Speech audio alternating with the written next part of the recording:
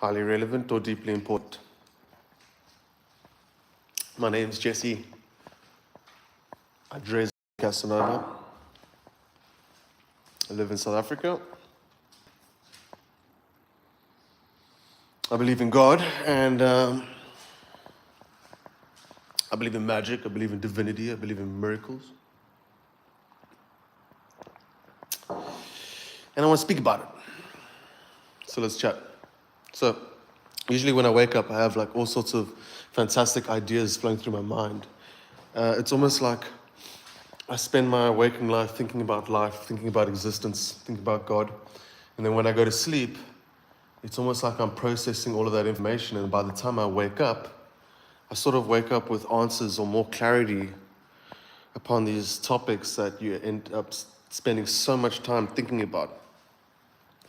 And there's a lot of stuff in our life that we maybe need to spend a lot more time in our life thinking about. And I believe that that's how you formulate an identity, like a true, authentic, the essence of your soul identity, like the purpose of your existence, which is to become the greatest version of yourself.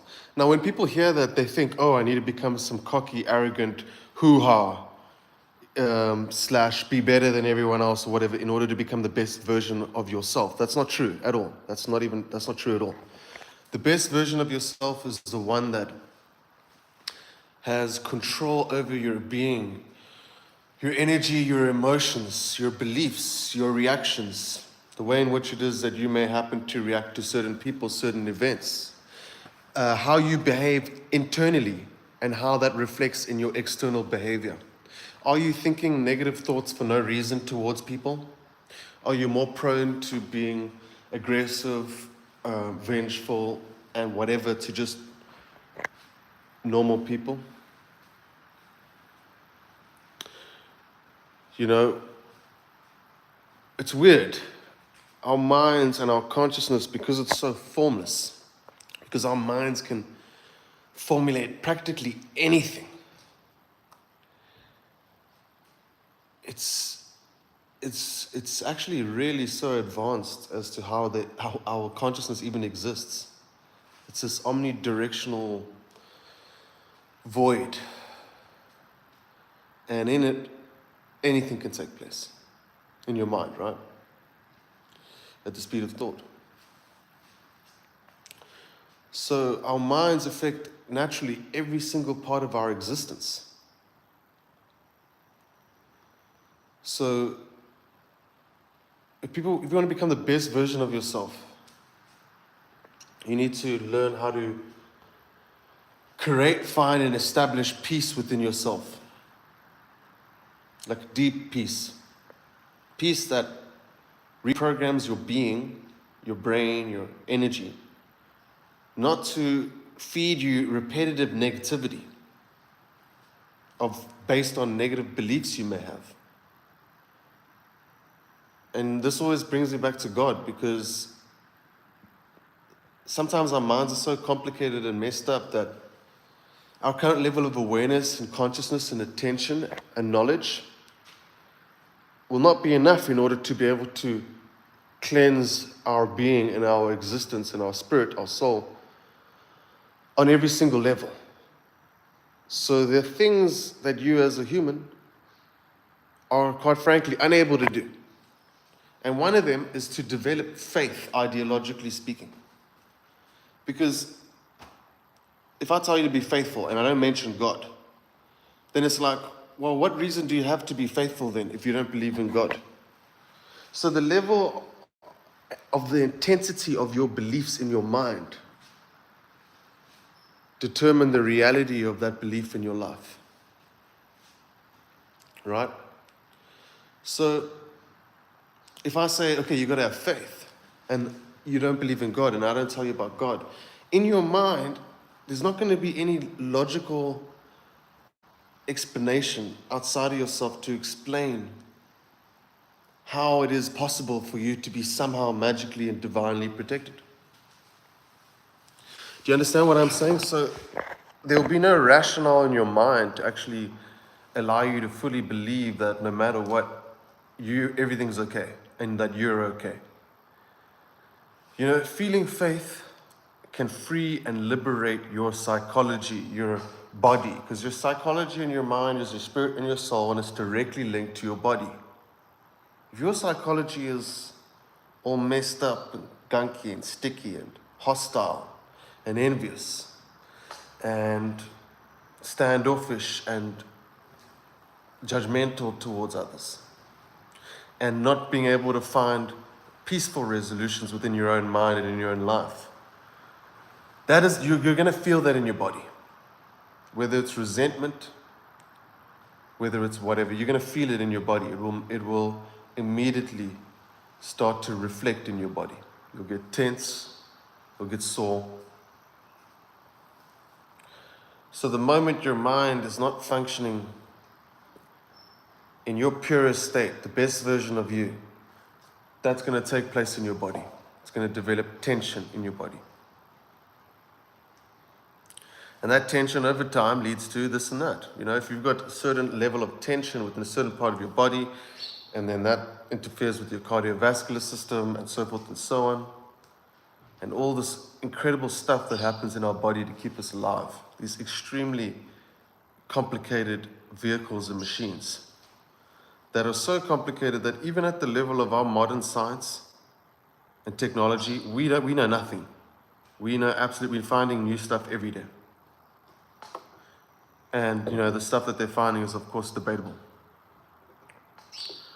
So, if you want to be the best version of yourself, you need to learn to be the purest version of yourself. Now, when I say purest, and I speak of purity, imagine the feeling of purity, like all your weights, all your problems, all your issues just gone. So you don't feel that tension in your mind, in your psychology, in your body, in your life. That fear, that tension, that anxiety, that manifests omni and multidimensionally in ways in which you can experience in real time. Imagine that just going away. And all of a sudden your mind, the feeling of having awareness is what your mind is. Just becomes so light, so light. Like imagine your happiest dream you may have had and how light your body feels. In a dream, we never really feel heaviness within our body. We feel heaviness in our mind. Your body never feels heavy in a dream. You actually never even really pay attention to a feeling of heaviness. Although you may have some dreams where some weird stuff happens and who knows, but there are dreams that you may have experienced where you feel absolutely no heaviness. You feel light. This feeling, my friends, is dependent upon our consciousness. We need to figure out in our mind, in our spirit, in our soul, in our body, how do we attain that feeling? Well, you got to attain it by what it is you're focusing on, what it is you're programming into your behavior. Are you becoming the most mediocre version of yourself, which means you're sitting on the fence, you're lukewarm? Are you becoming the worst version of yourself, which means you practically just don't care about anything, including yourself? Or are you going to become the best version of yourself? The best version is not about becoming better than everyone else. It's becoming pure as possible so that when you interact with others in this existence we live within, your interactions are not, ugly, horrible, hateful, vengeful. You don't get triggered. You don't get touched by things. They don't stick onto you anymore. Things don't make you angry anymore. People don't make you angry anymore. Sounds difficult, but it is possible. So now what I'm saying is that when we keep God in mind, when you connect to God, you're connecting to a being, an energy of all existence, a great spirit of all, the ancient of days, Alpha, Omega, the infinite beginning, infinite ending. Right? And when you do that, you're accessing higher levels of reality through God. High levels of consciousness awareness through God. See, when you connect to God, those energies are provided. those energies do some magical stuff on your body, on your energy, on your mind, on your psychology. Magical stuff. Stuff that you could go to the best freaking psychologists and psychiatrists in the world for as long as you want to. They would never be able to fix your psychology and your mind and your life as quickly as God would be able to. Because you're speaking about energies of divinity beyond human comprehension. And just because you're unable to see these things, most certainly does not mean that they do not exist. They most certainly do exist. But you'll never ever be able to experience their existence if you never ever tune into them. If you experience them and allow yourself to have it tested within your own mind, within your own life, within your own spirit and body. Because at the end of the day, I'm not going to convict you. You and your life and your experiences are going to convict yourself. That's why people end up having testimonies. And then they come back with those testimonies and then they share them. And those are people that had to experience stuff themselves to actually be like, holy shit, this is real. Here's my testimony. But at the end of the day, the only one who's going to have your testimony is you. This is what you must realize. But you're never going to have something to testify of divinity, of the miraculous nature of God, the miraculous nature of reality. You're never going to have something to testify if you never focus on that and try experience that. You know, people only start learning about God when shit starts going fucking wrong in their life and when they've realized that they tried everything, and no matter what they tried, nothing solves anything. And then eventually, if they're lucky enough, they'll realize, well, what am I not doing in my life? And what am I doing in my life? And they realize, I'm not connecting to God. My life's turning to shit. I try to trust myself. I try to trust other humans to lead me. Where does that lead you? Fucking nowhere. Every single fucking time. So anyone who's smart enough to realize that will eventually then turn to God. And only then will the miracles and everything be revealed. And then they come out with a testimony, being able to testify. And some people look at this world and they see that, oh, the rich people succeed and prosper. And they don't believe in God. No, they don't fucking succeed and prosper. They actually have, if you could see their secret lives and if you could see what's going on inside of their minds, they're suffering. They just need a lot more shit in order to try help ease that suffering or trick them that they're not suffering. And they end up experiencing some messed up, horrible fate here on this earth. You may not see it. You see, people always speak about their victories. They never speak about their losses. This is the problem with the world we live in today. You know, when you seeing all these successful people blasting through the airwaves, the radios, the TVs, those people, you only hear them speak about their wins. You never hear them speak about their losses. So everyone's living in a fucking illusion. They're thinking that all these people that they see every single day, their lives are perfect. They're not fucking perfect. It's just they never speak about their losses because they're egotistical. They would never want to reveal their losses to anybody. Because in their mind, their strength is developed through their personality and their psychology. And if there's within their psychology, there's no room for vulnerability and appearing to be weak. Because the creation of their psychology and existence has been dependent upon deceiving themselves and deceiving others. You see, when you begin to start deceiving others in order to formulate an identity, you actually end up magically, psychologically deceiving yourself without even knowing it. You start programming your own subconscious field. You start deceiving yourself. Don't listen to the people who rule the world telling you how life is. Because they don't tell you the full picture. They just tell you about their wins and they never tell you about their losses. So you have to realize, guys, you want to stay healthy, you want your family to be good and safe. You know? You want to be looked after. You're never going to be able to rely on another mortal for that. You want to be around happy people. You want everyone to grow and change with you. You want to introduce God into your life and your family's life. How do you do that? No mortal's going to do that for you. You don't have all the answers. You don't have the tools to go do that for yourself either. You only have a mortal perspective. You only see what you see. You know, everyone's here trying to figure out what's real, what isn't. It's because they've only seen what they've seen. But nobody's prepared to believe more than what it is that they've seen in order to experience more than what it is that they've ever experienced before. Everything that you can ever experience within this reality is dependent upon your perspective. If your perspective includes a certain increased level of reality, you will then begin to experience that increased level of reality. If your perspective looks in the direction of God, you will one way or another experience God. And you will have your own testimony. And that's your personal relationship with God. You know, when I look at people, I try not to judge him. And I just say, I'm going to let God deal with you, because God knows more than I do. God's more wise than I do. God knows how to redeem a man, how to redeem a woman. I may not know how to do that. Because I accept the level of consciousness capability that I currently have right now. Yes, although my consciousness may evolve and my awareness may develop, I still accept the fact that I've seen more than most humans have seen. I've seen into realms and dimensions of my own mind in this reality. And I've seen many beautiful things that I want to speak about, and I'm going to take the time in this video to speak about. But first, I want to start off this video with a bang. To let you know, because I'm not going to be like, tell you all this shit and then not tell you the reality of why it is that I'm experiencing all this stuff.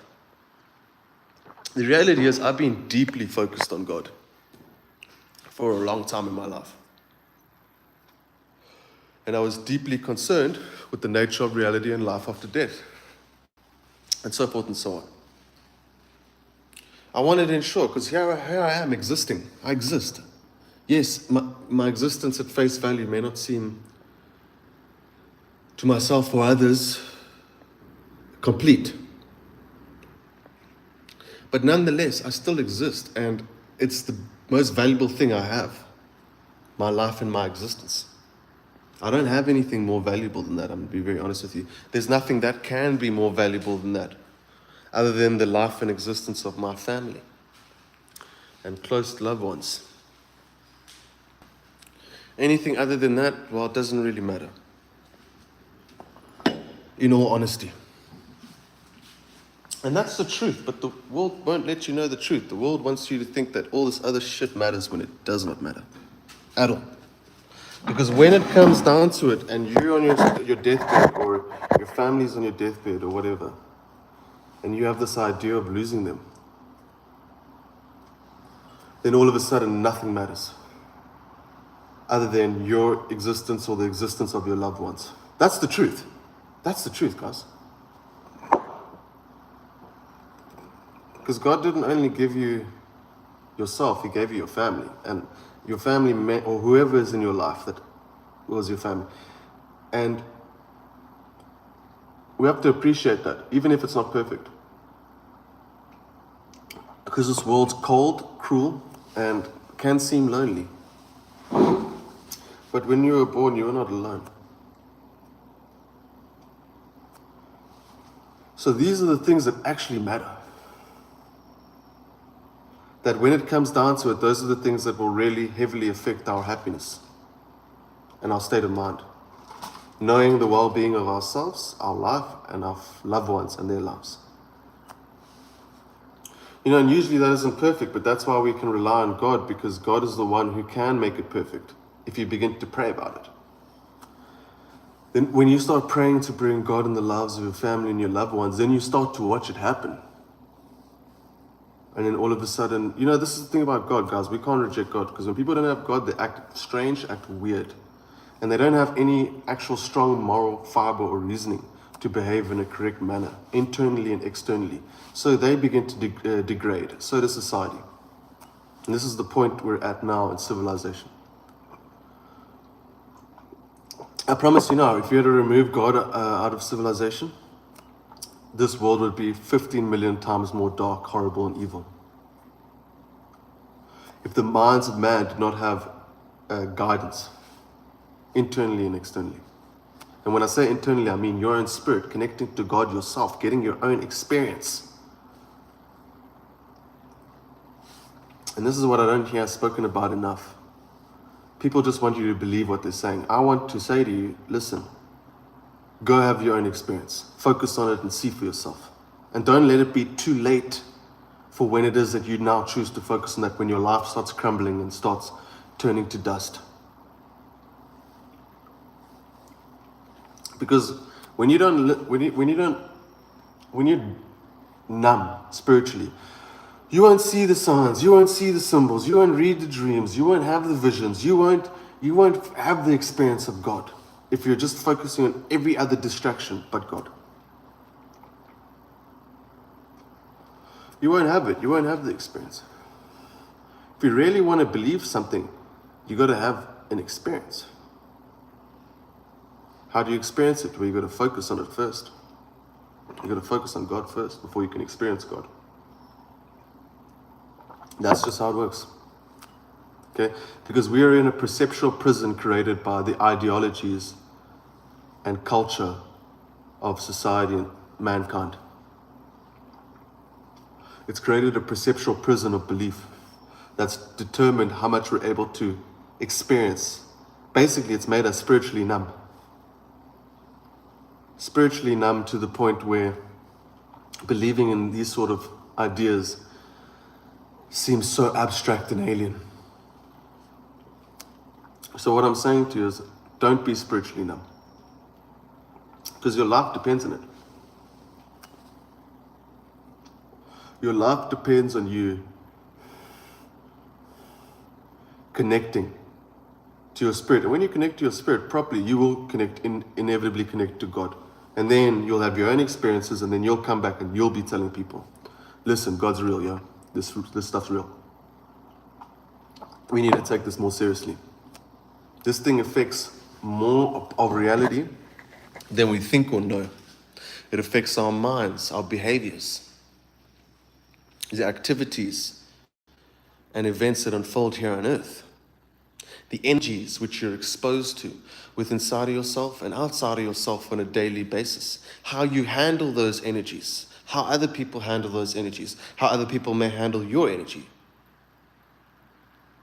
The probabilistic matrix of outcomes in your own life, leading towards safety or danger. What I'm saying to you is, don't wait for life to get dangerous before you start getting curious about whether or not God exists. Because by then it may be too late. Don't wait to find out what is it in reality that we should be taking seriously. Our civilization, in order to evolve and develop, must become spiritual. And that spirituality must be rooted in God. Not personal subjugation of ideas, because that creates division. It creates indifference between everyone. God's the glue that connects everyone together, the one being that willed himself into existence and then simultaneously willed everyone else into existence, to the point where it's created this holographic perceptual matrix / reality / life, biological, etheric, electromagnetic, energetic life, conscious life, which is so supreme. I mean, the fact that you exist and you have a mind and it's holding together your body and your reality and your experience is far more greater than people give it credit for. And therefore, reality is actually way more magical than you would ever expect. But if you are deaf, dumb, and mute towards the spiritual nature of yourself and your reality, you'll never experience that magical or miraculous nature of reality. And remember, we humans, we only know so much, we can only see so much. But beyond us exists more. And to think that it doesn't is absolutely foolish. To think that you have consciousness that is infinite, it can infinitely imagine anything. So you could imagine things never imagined before. You could imagine realities never imagined before that give you feelings you've never experienced before. Those feelings are energies. So you end up tapping into energies you've never experienced before. And those energies are realities and affect reality in a big way. So it's, in a mind where anything can exist, we need to use consciousness to see what reality is. Because reality only exists because of our consciousness. If you are not conscious, there would be no reality to experience at all. You would not experience existence without consciousness. Okay? Or maybe a pure form of existence.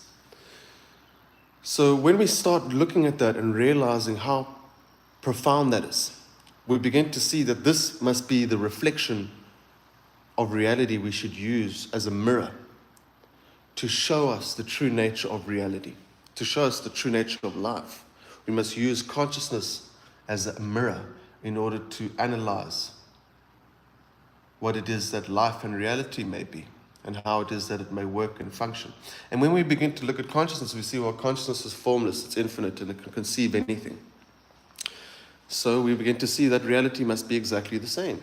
And then when we begin to realize that, we realize that everything we've only experienced is only in a certain level of our consciousness and awareness. And beyond that exists more than ever before. So it becomes utterly foolish to go ahead and assume that this realm is all there is, and that there are no further realms, and that there is no God either. Very dangerous, very, very dangerous and foolish to believe.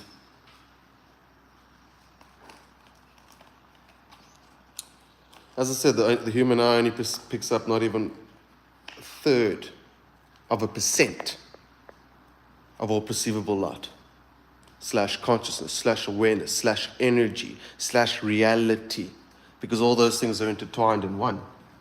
So there we go, we already have physiological evidence to show us that we are only experiencing not even anything of reality. So for us to go ahead and assume that God doesn't exist is very dangerous, because the truth is you don't know until you find out. And by then it may be too late. And as you can see, this world's getting crazy, and crazier and crazier and crazier and crazier and crazier. And what that means, my friends, is that people are going to have to be forced to have to rely on God more than ever. Because when your life starts failing and fucking crumbling from every fucking direction you thought you could wriggle your way out of or squirm your way out of, without acknowledging and giving reverence to the creator of all, the spirit that permeates all existence and all beings within existence.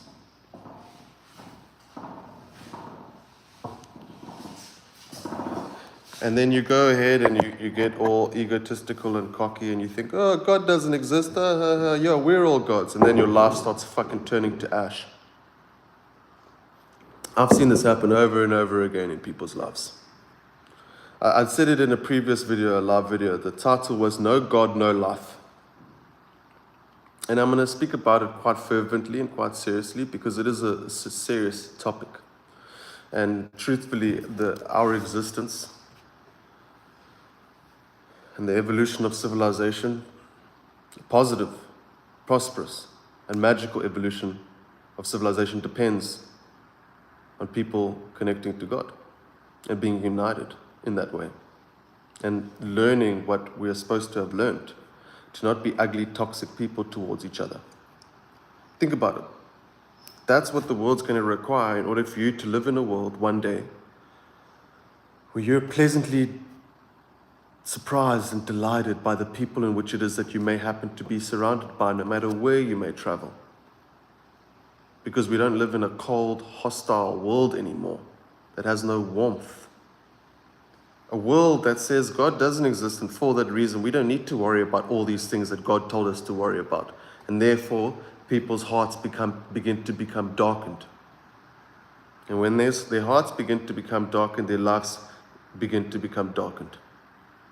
You see how everything has a cause and effect? I can guarantee you now that if the story of Christ didn't exist, this world would be far more fucking violent and evil. I promise you now.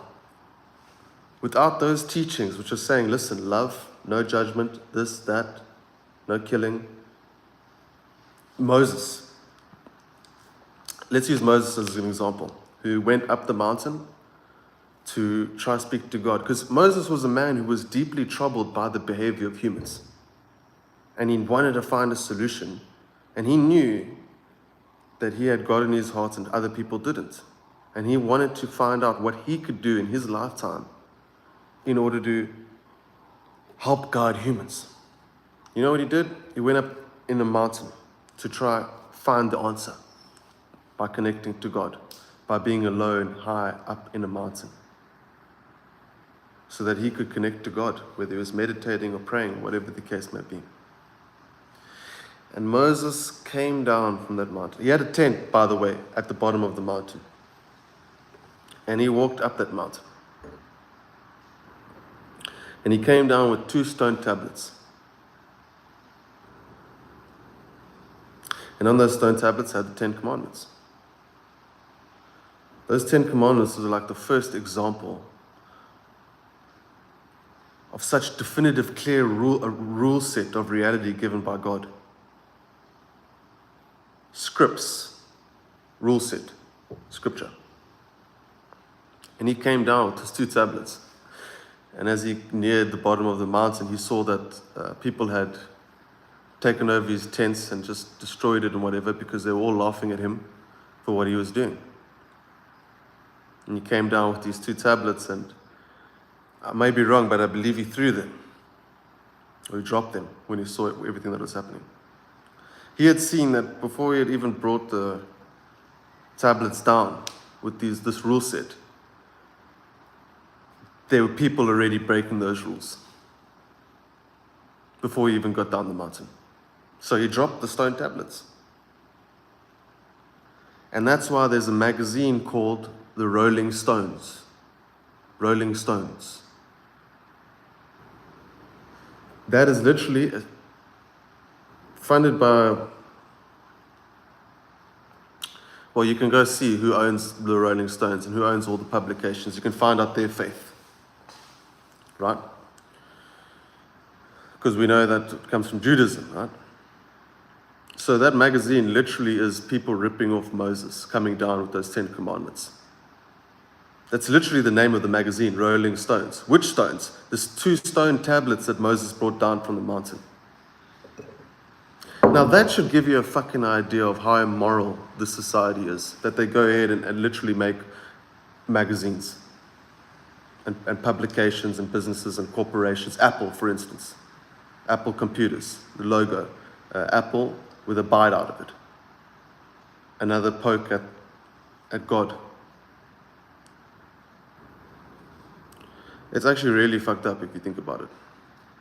Those 10 rules on those stone tablets are so freaking important. Number 1, love God. Number 2, obey and love your parents. Don't kill, don't judge. Love thy neighbor. Those were concepts that humans didn't even have at the time. That Moses had to go up to a mountain in order to connect to God, in order to connect to those higher energies of that God was providing, in order to come down with that clarity, to show us that these are the rules. Yeah, this is the basic rule set. It's so basic, it comes down to 10 commandments. No adultery. You live in an adulterous nation, that means you live in an immoral nation. That means you live in a nation where people are worshippers of pleasure of self, more than they are worshippers of God. And if you don't worship God, that means you don't respect anybody else. Truly. Because only when you worship God, when you learn about the rules, when you learn about this shit, only then can you develop the level of wisdom that would even be required in order to be able to have such a clear level of perspective towards why it's necessary to have compassion and empathy towards other people and beings. So that rule set we don't see that rule set in action today. People hate their parents, they hate their family. They hate their neighbors. They have no love towards their neighbors. They kill. They're violent. They're adulterous. It's all about sex. you know. And what you have to remember is like the Bible's so prolific because not only did Moses come down with those stones, but the other stories in the Bible all link up and add up to what's happening now. For instance, Sodom and Gomorrah. Sodom and Gomorrah was a city that was basically like what you see in America, just not as technologically advanced at all. And these people were practicing pretty much the same ideology, just in a different packaging, you know, worshipping ourselves, you know, homosexuality, blah, blah, blah, prostitution, this and that, all over the place. The people in the city, it was almost like Brazil, like that carnival and the stuff that happens in Brazil. You know, we actually make Sodom and Gomorrah look like a nursery school, which is why we're in seriously dangerous times when you read the story of Sodom and Gomorrah. And what happened in Sodom and Gomorrah? And there's evidence of Sodom and Gomorrah being destroyed, by the way. So this story is validated. Angels supposedly came and gave a warning and told a wife and a man to get themselves out and told them that the city was going to be destroyed and everyone in it was going to be destroyed. And the people were so reluctant to leave, but eventually they left and they ran away. And they started running. And just as they started running, this fire and brimstone, this phenomenon starts falling and starts destroying the city. And this angel is busy telling the people who are running away, don't look back, whatever you do, look forward, do not look back. And they're running and they're running and they're running. But the wife, who was so reluctant to leave because it was her friends, her family, her way of life, you know, my life. In her mind, oh, it's immoral, but it's my life. We were warned against it, oh, but it's my life. She was the only one out of her and I believe the 2 daughters and the husband that were running. And she is the only one who turned back to look, even when she was told not to. And she looked back, and when she looked back, she had reached a stone wall, some sort of white stone, up a mountain. And when she looked back, that effect of that fire and brimstone and that phenomenon that was occurring just wiped her out and literally left the imprints of ash around her body on this white stone, and she died, obviously. But there she was, you know, there was the imprint of her on this white stone. You could see her body still white, but everything around her black because it hit her, killed her. She looked back. And then that story traveled and people told it. They went ahead and they told that story because they couldn't believe it. It's an insane story. The city just got completely wiped out and destroyed. And some people had survived, and the people who had survived, this is what their story was. Angels came to us, warned us, etc. And it's to show you that you don't want to play with this shit. Humans, we haven't seen stuff like that. We're starting to see stuff like biblical stuff, like we would read stories that we would read in the Bible. We're starting to see it happen like in real time now. And that's why a lot of people are starting to realize, holy crap, you know, the ones that are smart enough to see all the similarities between what's happening now and the Bible.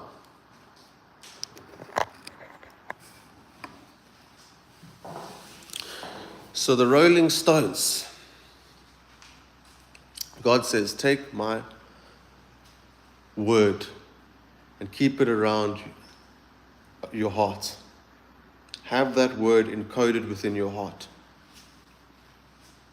You know, the Bible gives such unbelievable instruction, it's insane, but people don't know how to teach it. They don't actually understand the information in it. They don't understand it. But if we look at it, we see that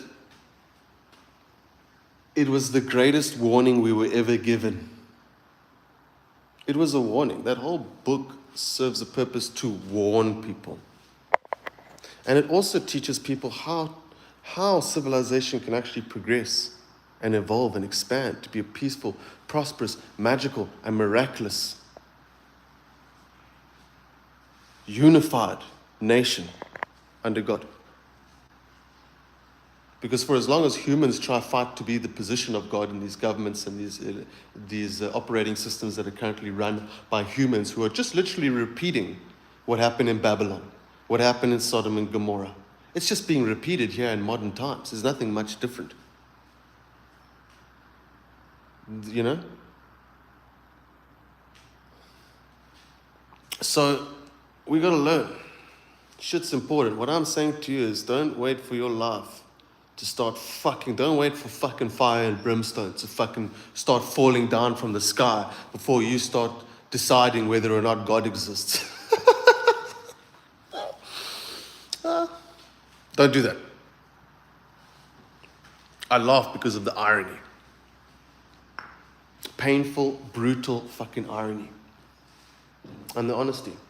Don't wait for fire and fucking brimstone to start falling down and start fucking evaporating your fucking whole entire family and your lives. Like, look at the people in New Zealand that got flooded, and what happened? 6,000 people dead. Now, if you were in that town, and you happen to be one of the survivors, your house is destroyed, your life's gone, the people you knew, your town, your whole way of life, it's fucking gone. Everyone's dead, they're drowned, they're stuck under mud. They can't even find the bodies. And then the people who are left there, can you imagine that? The survivors? If your mind's not strong, something like that will fuck your mind up. You just watch 6,000 people die? And your mind's strong enough in order to handle the reality of that? And you live right there? You see, for us it's different. We may see it on the news. We may see it on YouTube remotely. And we're like, whoa, that's hectic. But you weren't there. You would never experience how hectic it really is unless you're there. And when everyone's fucking drowning, dude. In front of your eyes. And then that destroys your concept of reality. Oh, everything, because those people that managed to survive or that drowned, they never ever thought that would happen in their life. Not a single one could have predicted it. They never thought that could happen. Can you imagine the survivors? They're like, I never imagined my life would reach this point of having witnessed 6,000 people in my local community, and everything I know, and I may have grown up here for years, all gone. That will destroy your concept of reality. Then you'll be like, shit, I think God exists. Weren't we warned about this? Wait, where were we warned about this? The Bible. Wait, let's look to see what the Bible says. Oh shit. In great detail did it warn you. In great from the beginning of the book to the end of the book, it warns you. It warns you. It warns you what happens when you turn away from God on an individual level and on a societal level. What will happen to a civilization? The Greco-Roman era, I can guarantee you they were godless, destroyed. Pompeii, godless, destroyed. Samaria, godless, destroyed. Babylon, godless, destroyed. Where's those civilizations? Other than the ways and the learnings and the teachings that have been passed down into this modern society, where is the Babylonian Empire? Where is the Roman Empire? Yeah, it may have survived and crept its way up, and we may have created a new iteration of it today, but where is that empire? Destroyed. Just like Sodom and Gomorrah. The same godless people that had the same reason. Oh, God doesn't exist. We know everything. We're humans. We're powerful. Yeah, you weren't powerful enough to stop the destruction of your civilization, though, were you? And then yet we learn lessons from them to build our current level of civilization, those civilizations which were destroyed, and these people thinking that, oh yeah, we'll just build some more Babylonian towers up to God. To say that we are God. And then we'll expect it not to be destroyed again. Because humans never learn. History keeps repeating itself because the same stupid fucking humans who don't have God in their heart, who can't even access higher realms and dimensions of infinity and eternity within themselves, to actually comprehend the true nature and fundamental components that compose reality.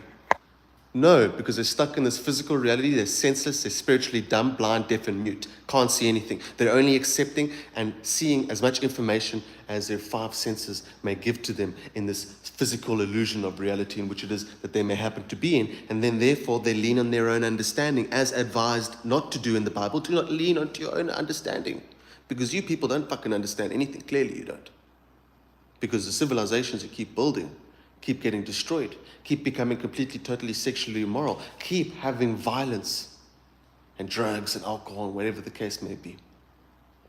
And lovers of self and lovers of everything that destroys a human spirit, destroys a human soul, destroys your psychology, destroys your mind. Yeah, let's just do all that again. And then we'll somehow expect everything to go right. We'll somehow expect us to be the only civilization out of all those civilizations who happen to survive, even though we're repeating exact same thing in which it was that we were instructed not to do. Humans don't learn. It's so simple. It's not complicated rocket science. You don't need a huge freaking degree or a doctorate or whatever crap in order to understand simple connections, simple points of connection. To see what happened in the past, to see what led to those civilizations being destroyed, and ultimately had built the foundational base plate of the decrepitness and filth that happens to exist in our modern society today. You see, humans don't learn anything. But they only learn when chaos is ensued. When everyone starts flooding, when the fucking earthquakes come, when there's no food, when there's violence like crazy, when there's war. And things are going to get intense, guys. Things are going to get intense. Pandora's box has just been opened. And it was humans that are now summoning the presence of God, whether they believe in God or not. Every human on this earth, their fucking behavior and the way in which it is that humans are conducting themselves internally, and when I say internally, I mean your mind. How are you thinking about other people? Are you thinking negative shit towards them, or are you thinking positive shit towards them? And your reality, are you doing negative shit to people, or are you doing positive shit to people? Are you being compassionate and empathetic or not? Or are you being deluded in your own idea of what it means to be empathetic? Oh no, me, I'm good. I can never do no wrong. I can't do no bad. Are you sure? Every single human is capable of evil. Unfortunately, that is the truth.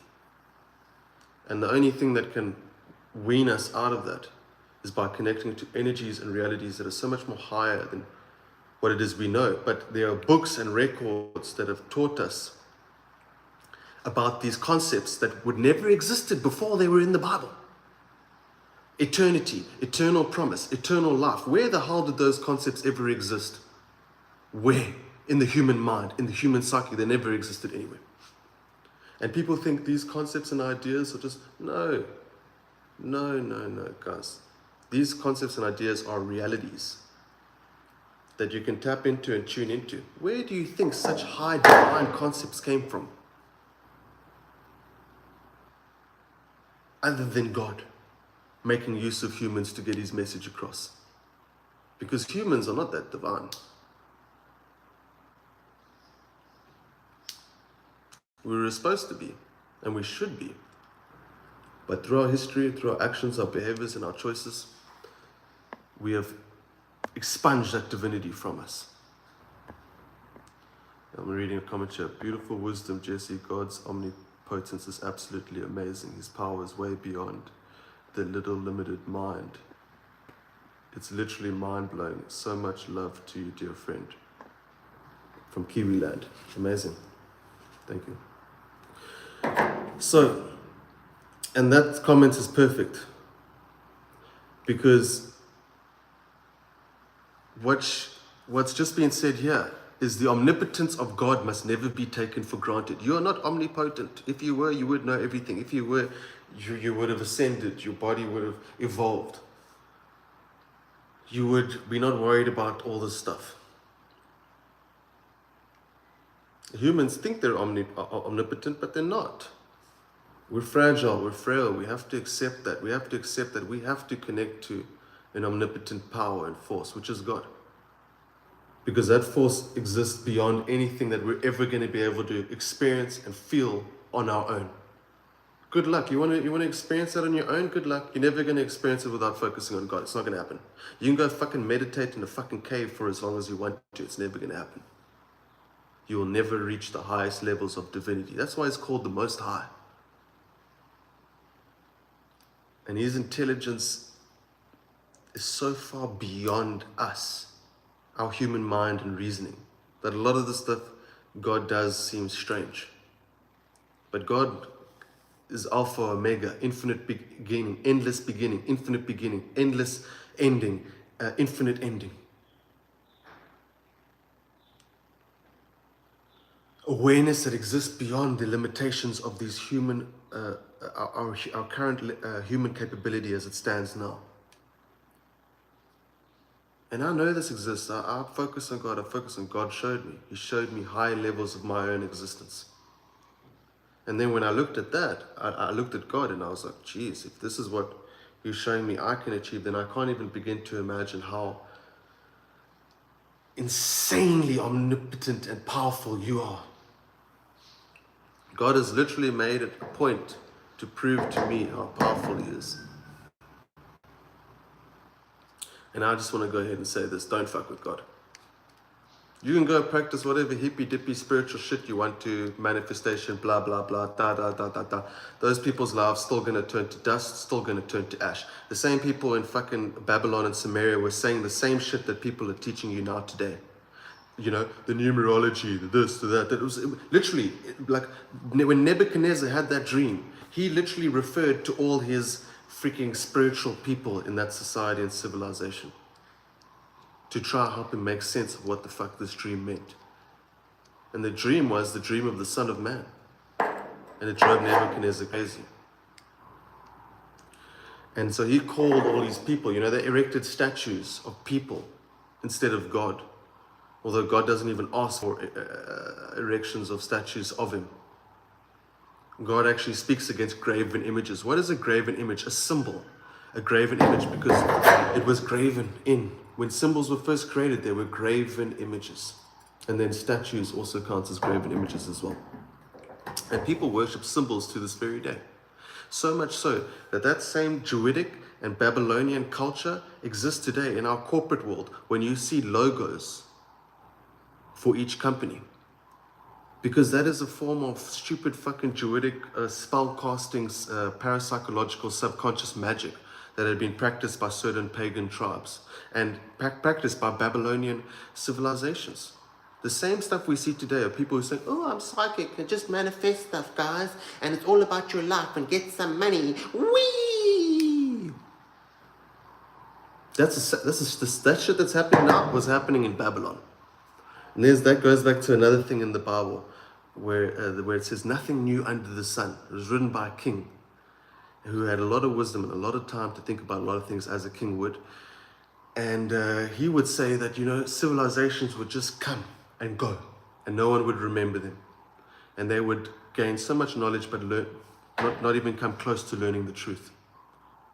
And no matter what, they just keep repeating the same thing over and over again. And you could see the king who wrote that, he was very depressed by that idea. It is a depressing idea. I believe it's not completely true what he said, but it is true for people that don't put God in their life. When you don't have God in your life, it will continually be nothing new under the sun. It'll be the same boring shit over and over again, repetitively.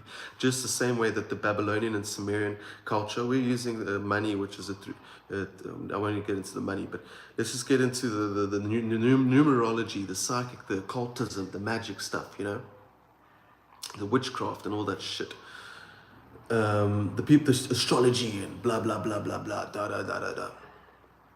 That shit was like admired. People were seen as to be gods and exalted as gods and having statues erected of them. And this the same shit we're doing today, bro. Like when you look at the Oscars and there's a certain entrance point they don't really show, but they actually have all these Sumerian and Babylonian and Egyptian gods, which were the same fucking gods, just reinvented and reinvigorated. For instance, Ishtar, who was also represented as Isis, who's also represented as the whore of Babylon, who's also represented as blah, blah, blah, da. Right? Which is this so-called spirit of sexual immorality. It's not caused by, the energy exerted by man is in a way a spirit, but it's man that facilitates that spirit. And when you go to the Oscars, you see, there's all the Babylonian gods who are actually just humans depicted as gods. And they're the graven images, actually engraved onto stone. And we're worshipping symbols. And you know Red Bull? Red Bull, the energy drink? Red Bull comes from the red heifer. The red heifer comes from the Torah. Because they used to sacrifice animals and humans. Druids sacrifice humans, and freaking Jews sacrifice humans and shit. Zoroastrians and so forth and so on, and the Khazarians and blah blah blah blah blah blah blah. To statues, graven images. Baal. What is Baal? He's the bull-horned man god, sitting bull, worshipping an animal. That's so fucking dumb. How can you worship an animal but you eat the animal? You fucking people are so fucking stupid. Clearly, your knowledge comes from ancient fucking times, and that knowledge is still here today. You people are so fucking stupid. Because unfortunately, evil people are fucking dumb. Well, it's fortunate. They're stupid. Their brains can't work. As soon as you start being evil and you start bringing yourself away from God, you start destroying your own capability within inside of yourself. Because we're made in the image of God. So if you do not behave in the image of God, you destroy your image, internally and externally. And then you start to become stupid. You start to lose memory. You start to lose this. You start to lose that. You don't experience any divinity within you. You have to steal ideas. You have to steal shit to make your shit work. You can't come up with an original fucking thing in your own that actually matters to yourself, to civilization, society, most importantly, God. If God approves it, then reality will approve of it. And the effects of whatever you've created will be beneficial and positive. That's why that guideline exists, Bible, basic instructions before leaving earth. Basic instructions, guys. We're not asking you to do too much. We're saying. And what's being said in the Bible, you have to strive to be the purest version of yourself. If you don't, you're just decaying. You're just becoming toxic within your own being.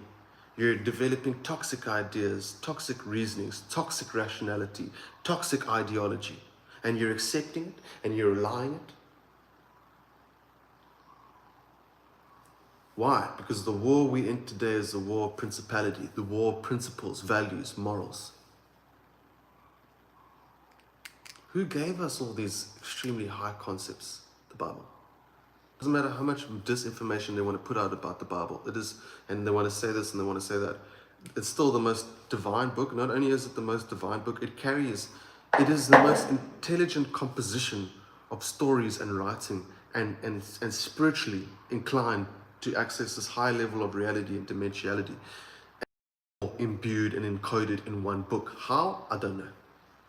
But when you look at how much intelligence is in there, it'll blow your mind. And now you get people like Jordan Peterson saying, fucking Babylonian fucking cunts. Like Jordan Peterson will come out and he'll tell people, oh, you should basically live your life as though the Bible is real. In case it is. What the fuck are you saying, bro? He's basically saying that, yeah, just follow the rules in the Bible, you know, but you don't have to believe it, but just follow them so that in case it's true and you meet your fucking maker, one way or another, that you might have some luck. What the fuck are you saying, bro? Shut the fuck up, dude. So you basically pretend to believe what? Shut the fuck up, bro. So now we have more Babylonian fucking idiots going and preaching filth and just paradoxical, confusing bullshit to people. Oh yeah, that's a good idea. Let me just pretend. No, bitch. You gotta develop a spiritual fucking relationship with God. You gotta bring your life now. Can you speak of ascension? Because we're made in God's image. Ascension is very real to me. Okay, so first of all, ascension cannot happen, as it explains, without God. And the physical embodiment of God was the Son of Man. It cannot happen without him. He's the number one key holder, holds every single key. They want you to believe that ascension can happen without God. It cannot. God holds every single fucking key in this reality. He holds the keys to Helios, the keys to hell, the keys to heaven, the keys to realms and dimensions beyond your imagination, the keys to immortality, the keys to things that I'm not going to go into because right now humans should not be too concerned about them. But I can tell you this though, ascension can only happen through God and when God is happy and ready. Because people have been speaking about ascension for as long as they can even possibly care to imagine. If it was ever real, everyone would have been doing it. But they're not. the only way you can ascend is through God. The only one who can allow you to ascend is God. I promise you now. You want to ascend? The only way you ascend is through God. The only way you could even access realms and energies and realities of such a high enough level, so high, the most high, is through God. That's why he holds all the keys. He sits at the top. Why do you think the Illuminati have that triangle and within it, blah, blah, blah, all these steps and the 33rd degrees, and they think that they can somehow ascend above God? Literally, it's literally like this whole ascension mysteries are like, oh, all you got to do is be 52% good and blah, blah, blah, blah, blah. But no, motherfucker, we're going to the eternal kingdom of God. If you do not behave how God expects you to, or become the person that God expects you to, you will not be classified for entry into this eternal kingdom, which requires a certain type of individual to promote peace, prosperity, love, in order to make the kingdom what it is. Beautiful. Beautiful people, beautiful things, beautiful ideas, beautiful happenings. Spiritual reality, inclusive of God. Things going good for people, not bad. You see, this is a far bigger picture than just one person's personal ascension. This is about the ascension of earth, the ascension of humans. Jesus ascended, but as you know why? Because of the Most High. Right? Jesus was ascended before he was even born. That's just who he was. He was the Spirit of God manifest in man. He had ascended before he had even opened up his eyes. And his biology, his brain, his neurology, and his capability was far more advanced than any human at that time. Because that Spirit of God, literally, because remember, consciousness determines our DNA's health and capability. So when you've got such a high level of energy coming from the Most High, God himself, then you will get a supernatural being like Jesus, which is the only one who's allowed to exist. Because if he was not allowed to exist, and being the only one, the earth would be in chaos, endless celestial wars forever. So it has to be that way. That order has to exist. Without that order, there is no peace. Without that order, there's no peace. You see, God was the first being to will himself into existence, aka Jesus. And in doing so, through consciousness, and creating reality through his omnipotent, all-powerful consciousness, had created everything, from the smallest level, the shapes, the symbols, everything that make up our reality. Through consciousness alone, had this reality been manifest. Through the first being, God. Because God, when God willed himself into existence, it was basically the endless void, the Holy Spirit willing itself into existence, and in coming into existence, had created itself as God. The Ancient of Days. The Most High. And when you will yourself into existence from that high level, you're omnipotent. You have all knowledge because you're existing on a level of consciousness that existed before humans were even ever created. Before physical reality was ever created, was first the celestial mind of God. Then the formless had, through God, the embodiment of the totality of that formless, had then begun to create form consciously. And people think that can't exist. Yeah, for your little human mind and your little physical body, sure, that cannot exist. That is impossible, yes. But that's in your little limited human mind. And which is based upon the levels of consciousness and reality which you've been able to break through and experience within this reality. But at some point, you've got to humble yourself and be like, shit, I don't know more than God. How can I? It's impossible. And then when you start seeing this, you start seeing the divinity throughout all symbols and information and words, whether it's the Bible and reality and the radio and the music and the movies. God's encoded throughout everything. God is so powerful, so intelligent, so far beyond your consciousness, awareness, and capability now that He's everywhere, but nobody even can see it. That's how powerful God is. God can be literally existing throughout every single person's body and flesh, and people don't even notice it. But you see, God doesn't want to God gave free will for a reason. This is an experiment and a test. You want to make it to an eternal kingdom, earth is going to evolve. And as far as I'm concerned, God has, having the infinite, all-powerful knowledge and wisdom He has, He is at the top and knows what is the right decision to be made from love. Because the nature of the Holy Spirit is love.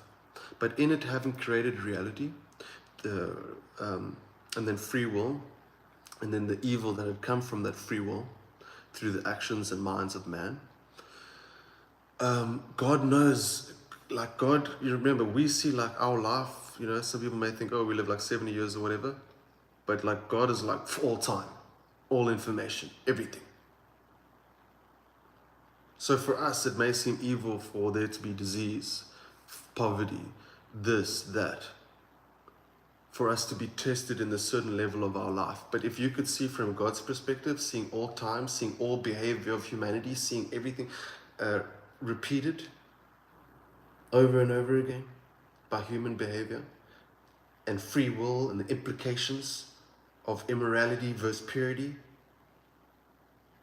You see, God's mind can process all of that. Our minds cannot, at least not yet anyways, but never will be able to do it on the level of God is, because we are literally in the body of God. Think about it. The infinite void / Holy Spirit willed itself into existence, created the embodiment of God. Its embodiment of itself, which is God. Being a being, the first, the last, Alpha, Omega. Infinite beginning, infinite ending. Now, having done that, would have created beings through Him. Free will. And you know how that story went. Didn't go too well. Because people wanted to be like God, whether it was Satan or whether it was Adam and Eve. And whether it's the celebrities and the people who are feeding you this information today, telling you that you are God. It's the same shit from the beginning, from when He willed Himself into existence. So of course, He's going to keep humans trapped here. And then He's going to even be kind enough to send His only begotten Son, the one who was with Him from the foundation of the world, implying that Jesus is God. Manifest into human form in order to warn humans. Jesus came, how did He save us? He saved us through warning us. Wiping away the sins of the world by teaching His gospel. His gospel teaches you how not to sin, how to rely on God, how to connect to God. Because when you are in grace, you do not sin. But the only way to access grace is through connecting to God. And then that grace gets bestowed upon you in your own life. This is literally what it says in the Bible. And it works every time. So God knows what the fuck He's doing. And He knows way more than anyone else would. But Jesus came here as a warning, literally. Like, He came here as a warning to not only teach the gospel, but He came here to warn humanity of the Son of Man's coming. And if you think that if you think that the Son of Man won't come, as it says in Revelations and throughout the whole entire book, including the book of Enoch, you're sadly mistaken, because God's so powerful. God's letting humans just carry on with their own shit. Oh yeah, you don't believe in me. You don't believe in me having supernatural powers and being able to literally destroy this earth in one go. Okay, fine, carry on with your shit. Your ancestors, your forefathers, they all had the same free will as you. Many of them neglected me, and those that chose me and that I saved and got out of exile had still forsaken me. It's written in the Bible. He helped the slaves get released, helped them get freed, and then they just turn away from Him yet again. So what the fuck do you expect God to do? He wills himself, he creates all of these beings that have their existence. He went through the troubles from the very beginning with creating other beings with free will, wanting to be him, but cannot be him. You can't. You are not the first being. You are not the first being that came into existence. You just weren't. If you were, you would be rummaging around your earth. So God even sent himself to suffer and to experience mortality. But as we know, because of the resurrection, he was actually immortalized. The first and only immortal, who holds all the keys. Gods exist on dimensions above dimensions above dimensions above dimensions. Trust me, he's smart enough in order to ensure that everything's encrypted. Because look at what humans are trying to do now. Oh, let's build the CERN Hadron Particle Collider. Oh, let's go fucking edit human DNA. Oh, let's go create immortality. God is too smart. He fucking anticipated and predicted that thousands of years ago. So much so that literally it's written in the Bible. His predictions and prophecies. That's omnipotence, my friends. That's all-knowing capability, my friends. Here's my little bird. I can only imagine God has sent you to keep me company.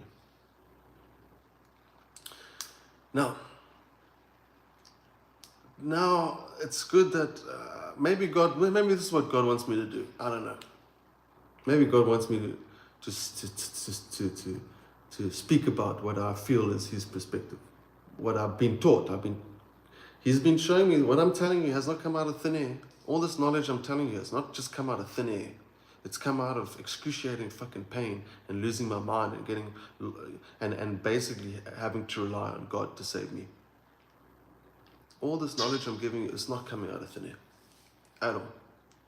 Well, it is because God's in the air, but you get the point. Maybe this is it. I don't know. I always ask God, please, what is my purpose? What's my destiny? If I never find that, I'll never be happy. Nothing in this world will make me happy, other than to serve. And if I want to serve others, I must first serve God. For he has all the wisdom, he has all the knowledge. I don't. I've got a lot more knowledge and wisdom thanks to God, but I don't have. He's on another level.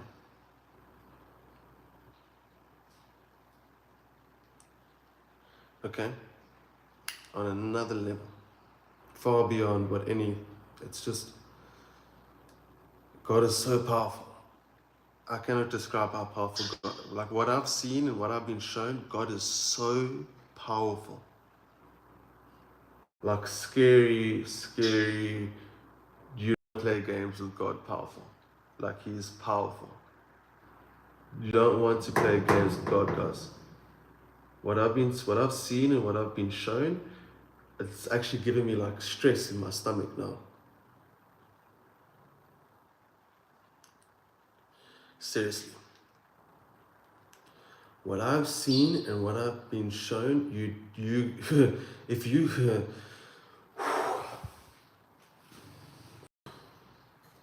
what I've seen and what I've been shown, if I could share that with you, you don't want to mess with God. This is why I pray for everyone on earth to have God touch him in some way or another in this time. But God knows humans better than humans know themselves. God knows that that it's going to take some natural disasters for humans to wake up. I can guarantee you now, thanks to all these natural disasters that have been happening, a lot more people have been taking God a lot more seriously. And I love it how he hides until he's ready to start teaching. And the way God teaches, he already told you. He sent Jesus, he came down here, he told you. You've got a whole freaking book. He told you.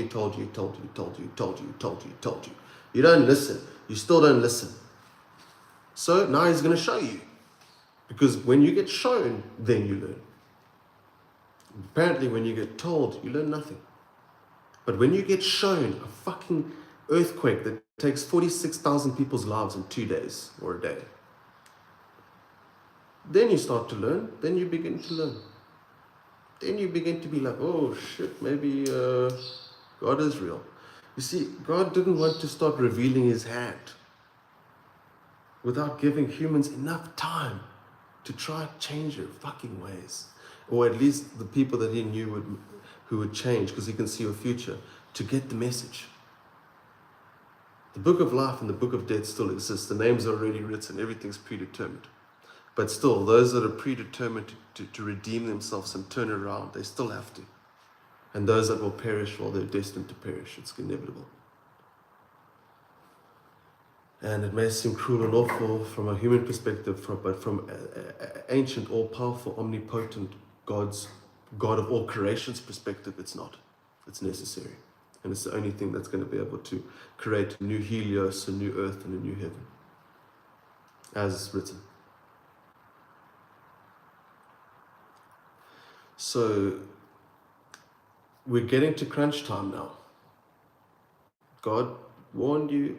He told you 2,000 fucking years ago. Literally. In great detail. It blows my mind how much detail there is. And the only one who could have ever allowed any of those prophecies to exist was God. He would deliver it to the men that had written them. And he knew, well, it would do exactly this, exactly that. And we'll get to eventually where we're meant to go. But unfortunately, you see, 1,000 years for God, it happens in one day. And so forth and so on. I mean, God is beyond time. He exists beyond time. He's not subjected towards time. Time is subjected towards God. That's a huge thing you have to remember. And Jesus, he came because he showed both sides of God. He showed the one side of God, which was very loving and teaching you the correct way and giving you the chance, because we're his children. He created us, so he doesn't want to have to see us all perish. But we don't listen. We don't fucking learn. We keep repeating the same shit over and over again because we want to follow the folly of heart. We don't fucking learn. Humans are fucking stupid. They don't fucking learn. This has happened for how many civilizations have I just mentioned? They don't learn. But he showed two sides. The one side was the compassionate, empathetic side, was I love you. You are made in my image, right? Remember, image means all reality is image-based reality, right? So God, the first core being of creation, projects all reality through the light, because he's the portal of light, from the formless to the form. So this infinite formless light, being the Holy Spirit, manifests itself into being God. And that being is the portal of all creation, creating us, projected in reality as light, in his image. What are images comprised of? Light. We exist in his image. We are not God, but we exist and are created in his image, literally. Like if God was a projector, a light, the sun, and shining light outwards, and in that light created beings and awareness and consciousness, we're literally existing in God's image, God's mind, God's spirit. We're in his dream.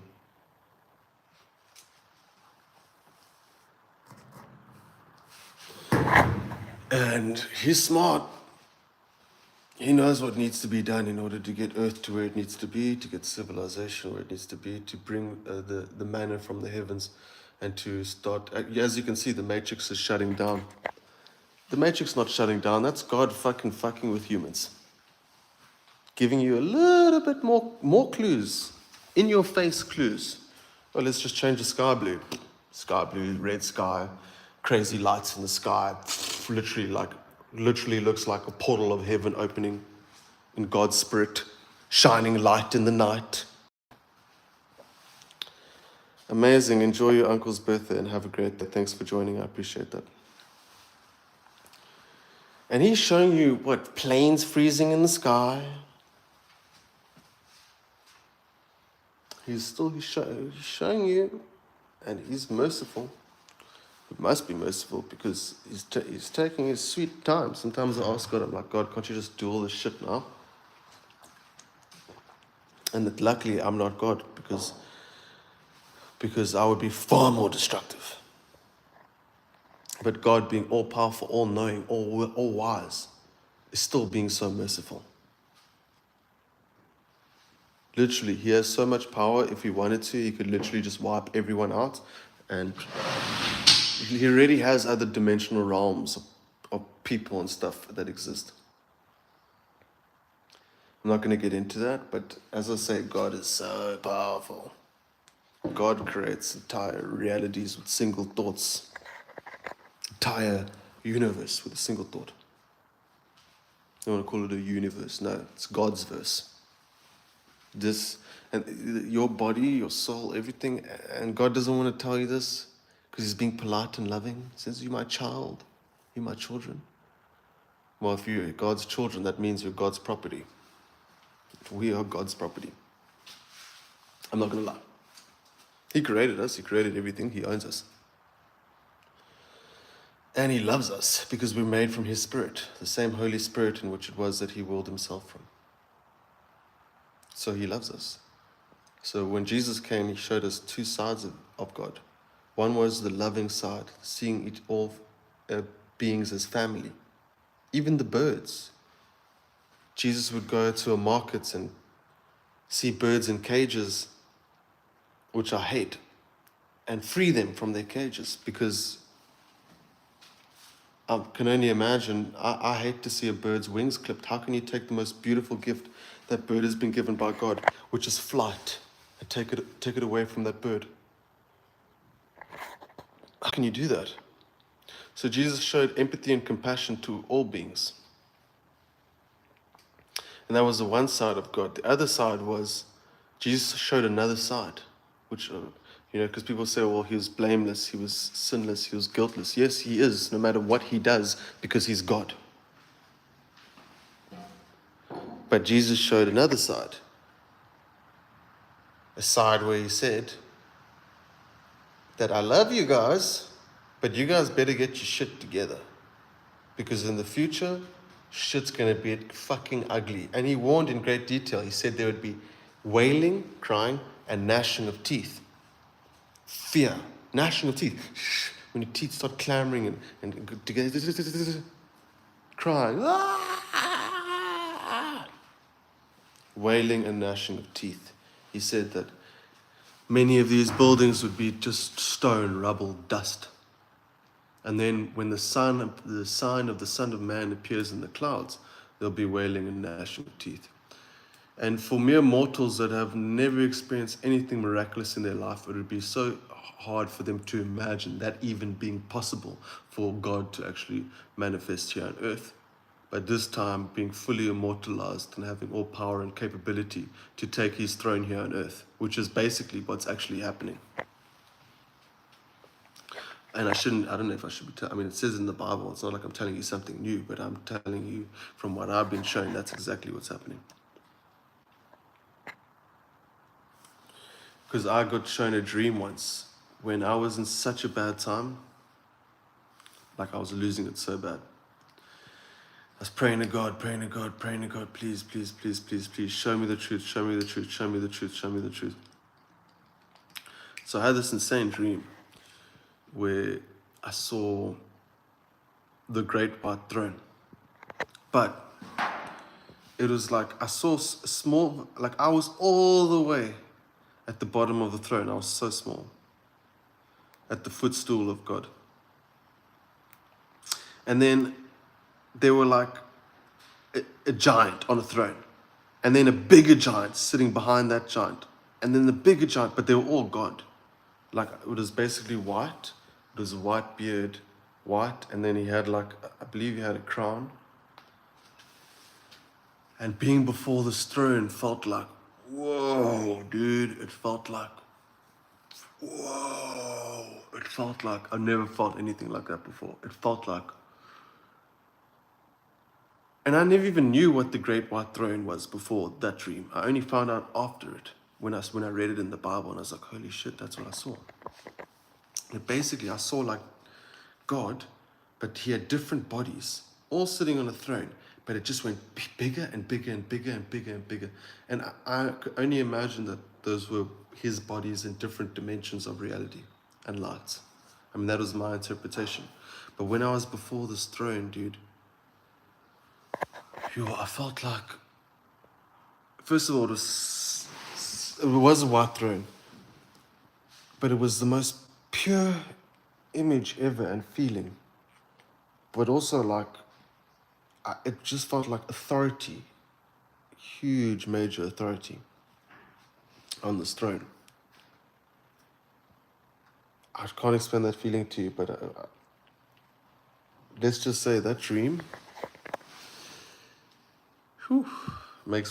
is one of the many reasons I take God seriously. But I'm so glad he showed me that, because what he showed me in my mind was that judgment is real and it is happening on earth right now. Yeah, in preparation for the eternal kingdom and eternal dominion, as written from Isaiah to Revelations in the Gospel, throughout the entire Bible. Literally, this time we're in now has literally been warned about throughout the entire Bible, from every age period that each one of those scriptures had come from. It literally is all been warning us of this time, which is this time that is getting ready in preparation for the eternal kingdom of God, which I've seen and experienced. And it does exist, and it is so beautiful. It exists in a realm of reality and consciousness experience and divinity and light, so pure that when I once managed to experience it and actually see it, it is so crazy. I was like seeing this whole land. And in this land there were, I don't know, almost like palaces of light. It's so pure. But beyond that, I was seeing from the sky. I didn't have a body. And my awareness was super duper expanded. And it was looking at these green hills with this ocean in the background. And this image was so pure because of this light, the crazy, magical, majestical light that was imbued upon this environment, which I was witnessing and observing. And it was so pure. I felt so pure. Everything felt so pure. It was like I was just freed from all this burden that weighs me down, of sin, of this, of that, blah, blah, blah, blah, blah. It was just extreme, total purity. And that was one of the times in which it is, I believe, I experienced that dimensional realm / kingdom of God, which is currently simultaneously, from what I'm aware of, coexisting with this realm right now, and is coming into this realm now. And because of our increased awareness to this certain level and the time and the encoding within the numbers and whatever, because God is actually encoded throughout all mathematics, is what I also found. So 1111 basically is 1111 is a message from God to show you the Bible. Because in the Bible, 1111 is basically when you open up a Bible, you will see basically the columns 1111. So this page has 2 columns, 11, one column, 1, other column, 1, and then this page, and then it's separated by the spine of the book, and then the other page, column, 1111. That's from God. So, or other mathematical, numerological sequences, and I don't want to call it numerological because it's not numerological at all, but divine mathematics, basically, God math. And these sequences exist throughout everything. And God is so powerful that he can control all of the sequences. And those sequences, I mean, God has so much power, but I'm just giving an example on just how a level of mathematics can affect reality from God's hand and perspective in a microcosmic way that has immediate reverberations and effects throughout all reality and the entire subconscious and psyche of man, which also acts as like a mirror. Which gets a bit complicated, I'm not going to get into, but trust me, God created math, first of all.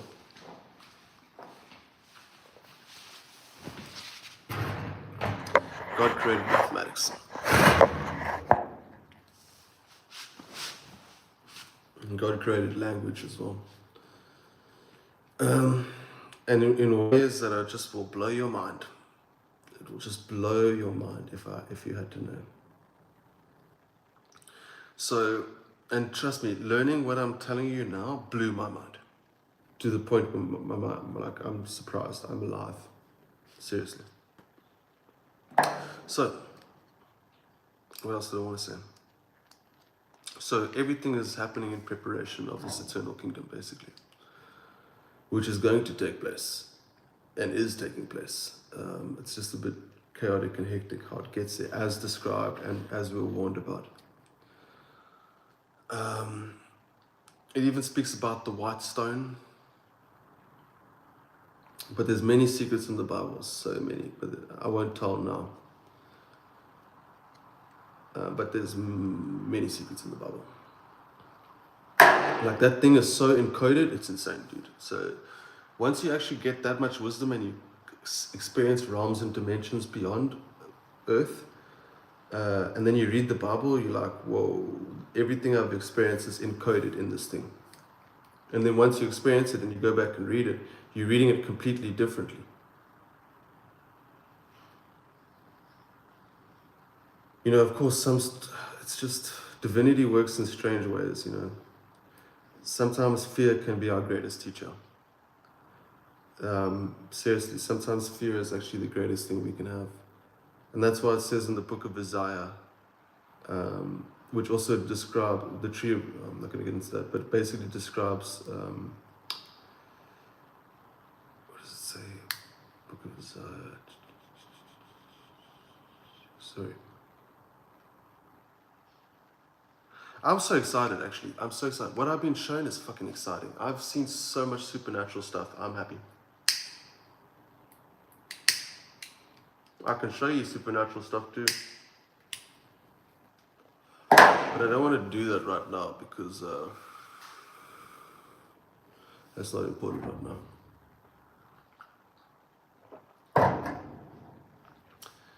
But let's just say I've been shown enough to know God exists. I'm not going to be one of these guys that's going to stand here and tell you all this fancy, whimsical shit and then not give any reverence to God.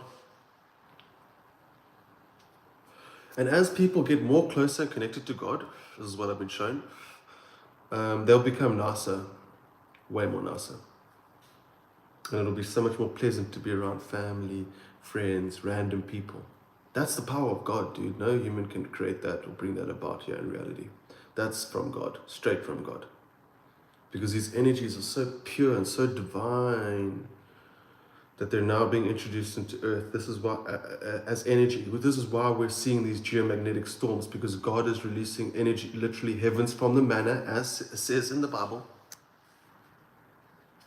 in the book of Revelations and so forth, and the book of Isaiah, which is a book of future prophecy, because Isaiah was a prophet or whatever. But it says, because you see, these dimensions are separated by light. And the more light you get, the more closer you get to the truth. And the highest truth is the biggest truth they're hiding from everyone. God exists. But there's a war here on earth, big war. It's been going on for long, to get dominion over humans and civilization. This is why it's called the New World Order. This is why on the American dollar bill, it says, what does it say? It says a successful procession of the ages.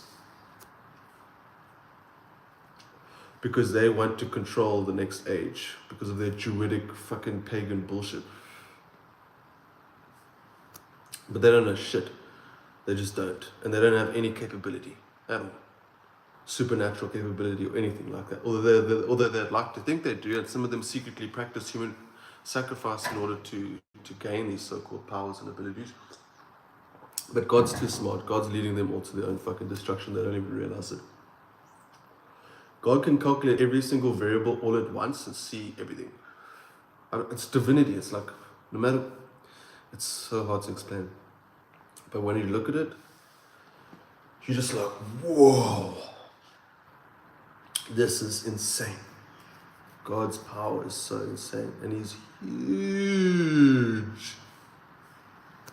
When I got shown all those bodies of God, which I can only imagine are these realms and kingdoms, as also says in the Bible, his biggest body, like ours at the bottom, is huge. The Spirit of God is huge. God knows no scale. God created scale. Scale, small, big. God has no scale. God knows no scale. Yeah, yet God created scale. As did he create mathematics, because the measurement of scale relies upon numbers. God created everything. And now we're going to get shown, he's introducing himself to us basically from what I've been shown. But the way God's going to introduce himself to you now, well, he gave you a warning. He sent himself here as Jesus to die for all of you, to save you through his gospel, through his word, to tell you that you better get yourself straight when this time comes. Because in this time, God will not be playing any games. And people will either be happy to see him or they will fucking run for the hills. And as fantastical and mystical as that sounds and impossible as that sounds, trust me, based on what I've seen, it's extremely possible. You don't know anything about realms and dimensions if you think that's impossible. So, my message is, start taking it seriously. Because it is very serious and it affects all of us. And it will determine life here on earth. But it's already predetermined and destined, so it's going to happen. A lot of people might not like to hear this, but I don't know what else to tell you. When I come into this video, I feel compelled by God to tell you this, whether you like it or not. I know I'm doing it while smoking a cigarette, but I've been through a fair amount of stress in my life, and from what I understand, there's worse things than smoking here on this earth. But I've been shown so many things, and I'm going to take the time to speak about these things. You know, I spent many months thinking about how I would even speak about this sort of stuff. But I've been shown an awful amount of stuff. It's very relevant towards the time we're in. And sometimes I need to give like a straightforward, brutal explanation, because that's the reality of it. Life is precious. And we've been given this life as we've been given this free will we have. And we must never take our life nor the lives of others for granted. This is the will of God, is to see us all happy and getting along with each other.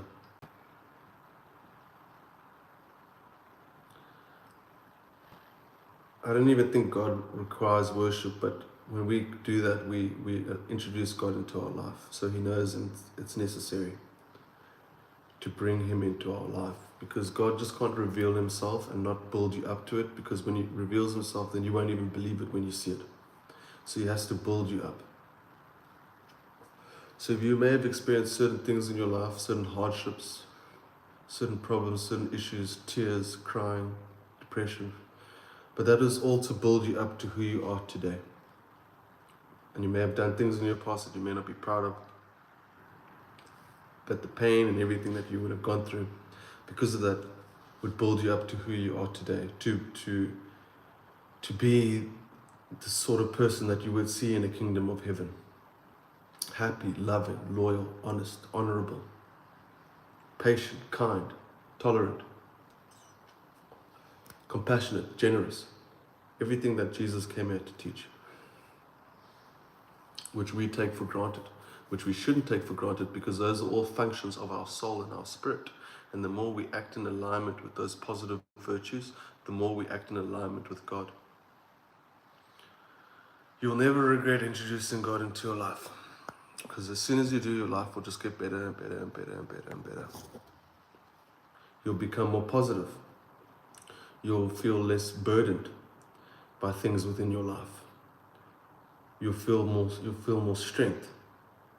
You'll feel more power.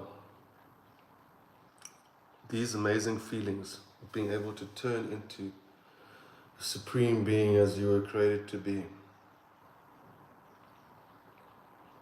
Those energies required in order to introduce into your spirit, into your psychology, can only be delivered by connecting to the Most High, because the Most High is the key that opens up that door towards these infinite realms and dimensions of divine intervention.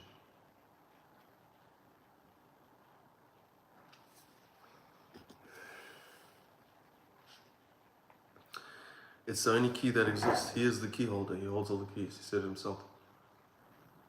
He holds the keys to Hades, Helios, to hell, to heaven, to life or death.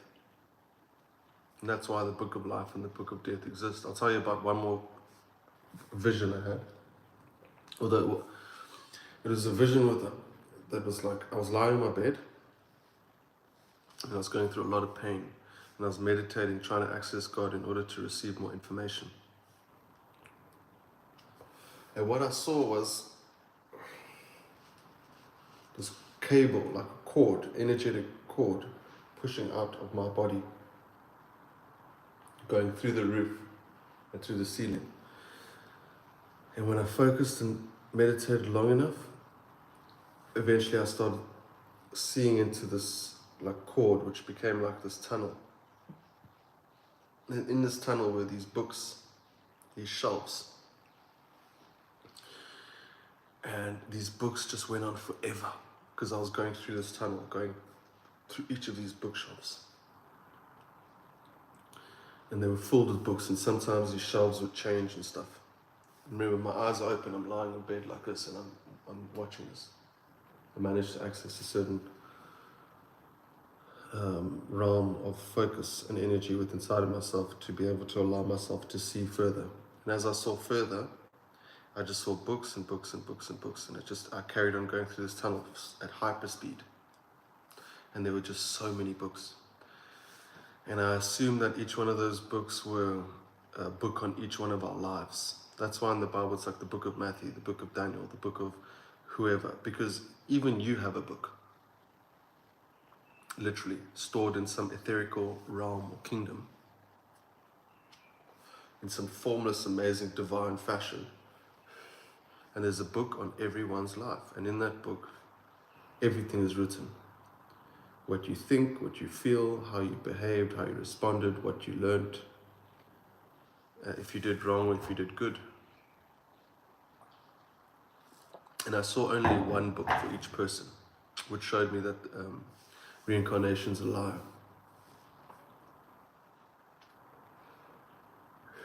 As taught, right? And each book was on each person's life. I can only imagine I was seeing books from the beginning of time, and a book on everyone I was seeing in this library that never ended as I was moving through this tunnel.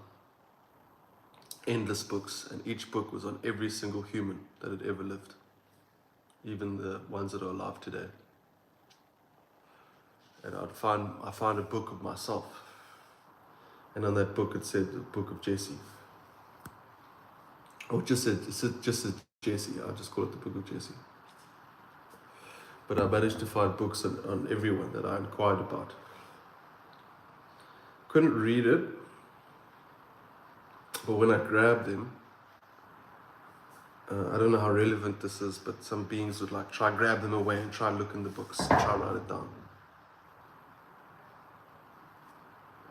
But I saw this tunnel of, it seems like everything in reality is recorded. Some may call that the Akashic records. I call that the records of God. So, that's the last thing I'll leave you with. I hope this video was entertaining towards you and helpful. It is quite out there, and this is my testimony. So I'll keep sharing my testimonies with people. Thank you, guys.